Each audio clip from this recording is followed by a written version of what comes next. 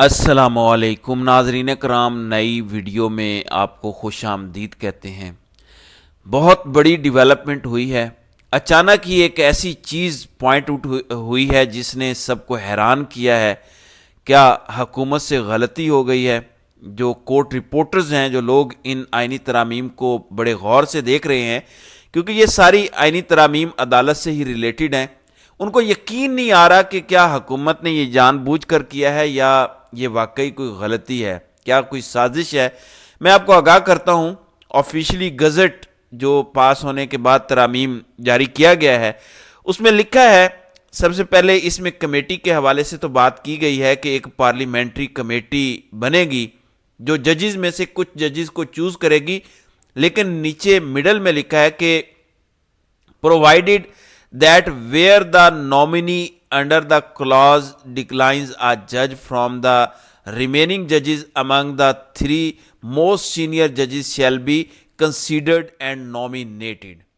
اب اس پر لوگ حیران ہیں کہ یہ ہوا کیا ہے۔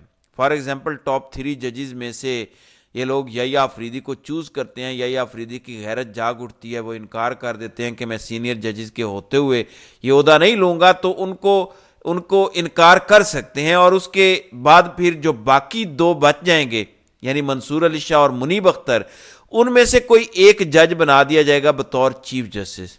یعنی اگر منصور علی شاہ، یحییٰ آفریدی، منیب اختر میں سے کسی ایک کا نام چوز کیا جاتا ہے، وہ انکار کر دیتا ہے، تو پھر سینئر موسٹ جو سیکنڈ ہوگا اس کو وہ بھی انکار کر دیتا ہے، تو تھرڈ کی جو ہے وہ باری آئے گی۔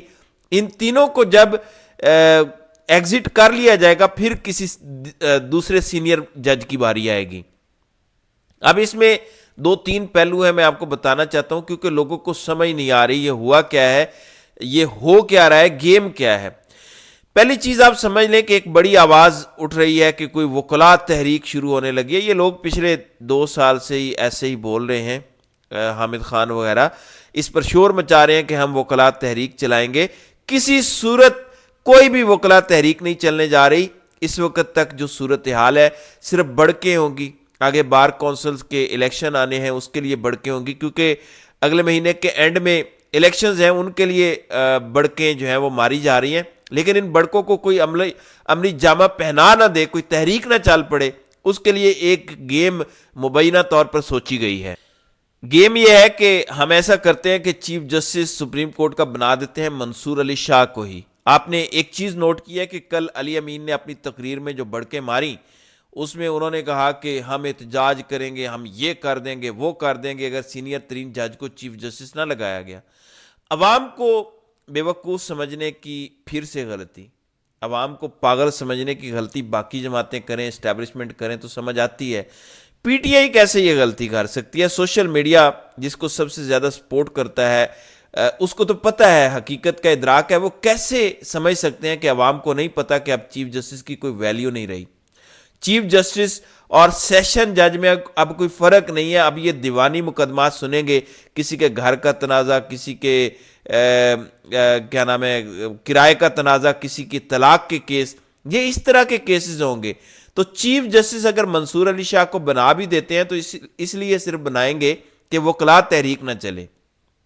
آپ نے دیکھا یہ کتنے سمجھدار ہیں، کہتے ہیں ہم وکلاء تحریک چلائیں گے اگر انہوں نے سینئر ترین جج کو چیف جسٹس نہ لگایا، جبکہ وکلاء تحریک اس آئینی ترمیم کے خلاف ہونی چاہیے۔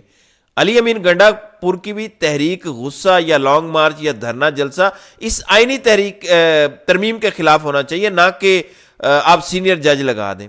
وہ لگا دیں گے سینئر جج کو۔ انہوں نے ملٹیپل گیمز سوچی ہیں، جسے کمپنی کے ایک ٹاؤٹ نے ٹویٹ بھی کیا ہے، حسن ایوب۔ اس کے مطابق Yahya Afridi chief justice of Pakistan اور جسٹس امین الدین خان کو آئینی بینچ کا سربراہ لگایا جائے گا۔ تو یہ ٹاؤٹ کہہ رہا ہے، ظاہر ہے اس کو ادھر سے ہی پتہ چلا ہوگا جنہوں نے یہ سب کچھ کروایا ہے، ویگو ڈالے وغیرہ جن کے ہیں۔ لیکن ایک رومر یہ بھی گردش کر رہا ہے کہ منصور علی شاہ کو چیف جسٹس بنا رہے ہیں اور آئینی بینچ کا سربراہ یحییٰ آفریدی کو لگا دیں گے۔ اب یہ دونوں ایسے ججز ہیں جن پر پی ٹی آئی کو کوئی اعتراض نہیں ہے، لیکن اصل گیم یہ ہوگی کہ آئینی بینچ کتنا بڑا ہوگا اور آئینی بینچ کے باقی ججز کون سے ہوں گے۔ وہ سب تو حکومت خود چوز کر رہی ہے اپنے جوڈیشل کمیشن یا پارلیمنٹری کمیٹی کے ذریعے. جوڈیشل کمیشن میں اکثریت اب حکومت کو حاصل ہے, جوڈیشل کمیشن کی سادہ اکثریت سے انہوں نے ججز چوز کرنے ہیں. سو اصل گیم وہاں ہوگی.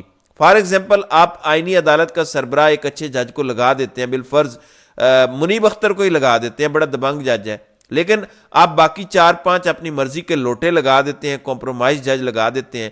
آئینی بینچ کیا کرے گا آپ مجھے بتائیں؟ کیا ایک جج کچھ کر سکتا ہے؟ کچھ بھی نہیں کر سکتا. سو وکلاء کو بھی ٹھنڈا کر دیں گے کہ دیکھیں ہم نے تو آپ کی مرضی کا تگڑا جج لگا دیا, سینئر ترین جج لگا دیا, ہم نے تو قاضی کو بھی ایکسٹینشن نہیں دی. تو آگے یہ سارا بیانیہ چلے گا. اس لیے میں یہ ساری صورتحال جائزہ لینے کے بعد یہ یقین سے کہہ سکتا ہوں کہ کوئی وکلاء تحریک نہیں چلے گی, کیونکہ وکلاء ٹھنڈے ہو جائیں گے کہ ٹھیک ہے ہمارے تو اچھے جج لگ گئے عدالتوں میں. اس لیے جو بھی یہ آپ کو چورن بیچیں کہ سینئر جج کو لگاؤ, چیف جسٹس فلاں کو لگاؤ, ہاں کوئی یہ کہے کہ آئینی بینچ میں سینئر ترین 5 ججز لگائے جائیں گے, پھر ہمیں قبول ہے, کوئی مسئلہ نہیں ہے. ایک ترتیب سے جیسے بھی آتے ہیں لگا دیں. امین الدین خان نے تو ویسے بھی اگلے سال اکتوبر میں ریٹائر ہو جانا ہے, تو مزید سینئر ججز آئیں گے, آگے یہ معاملہ بڑھتا جائے گا. تو ایسے کر لیں, اس میں مسئلہ کیا ہے؟ لیکن ایسا نہیں ہوگا, پک اینڈ چوز ہوگا اور اصل طاقت ہی آئینی بینچ کے پاس ہے. اس کے ساتھ انہوں نے جو گیم ڈالی ہے 187 والی آئین کی, وہ شک جس کے تحت سپریم کورٹ مکمل انصاف کر سکتی ہے, اس کو ریسٹرکٹ کر دیا گیا ہے. 187(1) نئی شک لائی جا رہی ہے. اب مکمل انصاف والی کہانی ختم ہو گئی ہے, سپریم کورٹ کی جانب سے مکمل انصاف کا دائرہ اختیار محدود ہو گیا ہے. تو اس کا اثر کہاں ہوگا؟ جو مخصوص نشستیں پی ٹی آئی کو دینے کا فیصلہ ہوا تھا, اب اس کا جب ریویو لگے گا یا اپیل ہوگی, ایک نظر ثانی ہوگی, اس کی راہ میں یہ نئی آئینی ترامیم آ جائیں گی, پھر یہ اوور ٹرن ہو جائے گا معاملہ, اور مخصوص نشستیں اس کے بعد Noon League, Peoples Party, J U I اور دیگر جماعتوں کو دے دی جائیں گی.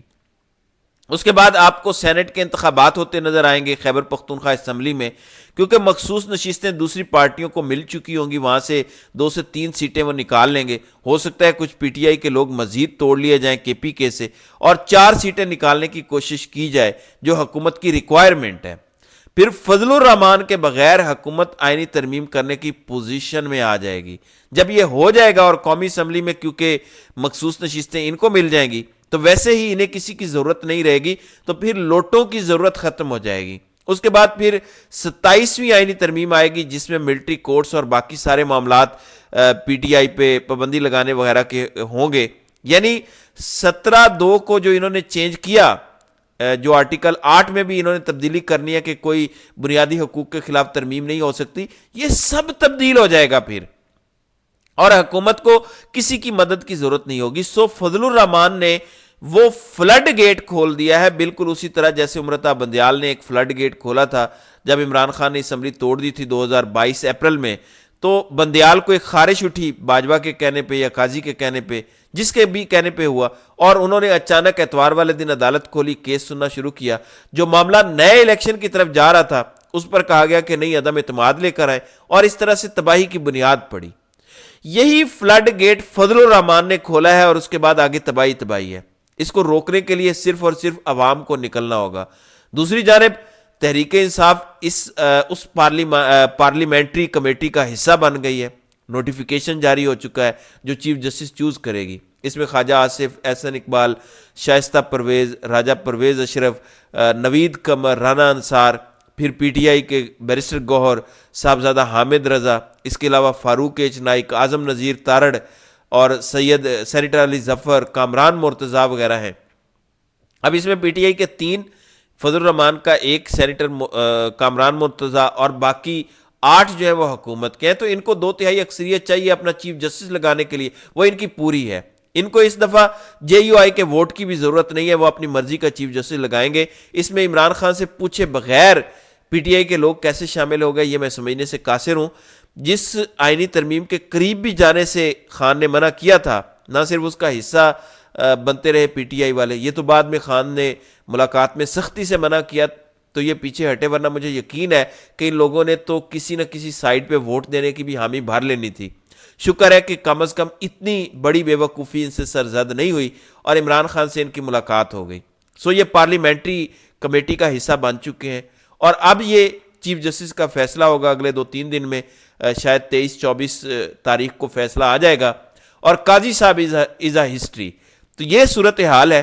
اب یہ سوچنا پڑے گا کہ آگے آگے ہوتا ہے کیا. تو ناظرین کرام، آپ کی اس ویڈیو کے حوالے سے کیا رائے ہے؟ آپ اپنی رائے کا اظہار کامنٹ سیکشن میں ضرور کیجیے گا.